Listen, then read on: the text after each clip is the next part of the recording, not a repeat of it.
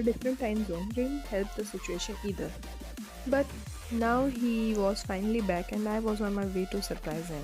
I sat cross legged outside his studio, watching him on Be Live. I hoped no one would pass by or come to find Jungkook and have me thrown out. No one knew about the relationship yet. I was the fortunate girl he had bumped into his first day of college, which he never attended.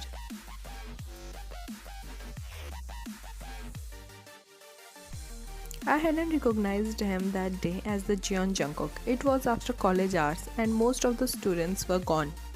My father teaches at university, so I was on the campus late. He had asked for directions. I had politely walked him to the head office. When he realized we were on the same course, he made me save my phone number on his phone. My stupid ass hadn't even bothered to ask him his name. Soon, about a week later, I received a call from a private number. We met up at the library and I fangirled over the shock of who he actually was. He had laughed it off and asked me to help him out with studies and notes since he didn't actually have any time to study himself properly. Well, who was I to deny Jeon Jungkook of something? That's how we had met.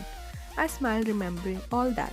As soon as the V-Live ended, I entered the password to his studio and peeked my head in, giggling as my eyes met his. His face lightened up and he hugged me, lifting me off the ground and spinning me around effortlessly. He lightly kissed my forehead before sitting in his chair holding my hands.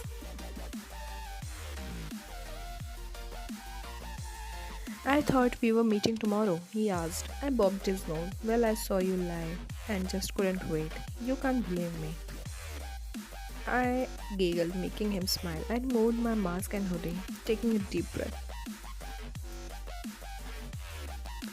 He pulled me onto his lap, making me straddle his abs on the chair. His hands slowly crept up my neck and into my hair, holding my face in place. Shivers went down my spine. Was AC too strong? His other hand secured on my lower back. He slowly directed my head and met his lips with mine. Moving them slowly and gently, I put both of my hands into his hair, lightly pulling on them. He deepened the kiss, sending butterflies in my tummy. His hand roamed down to my hip. I missed you, he breathed, looking into my eyes. Not more than I did, he scoffed. I doubt that.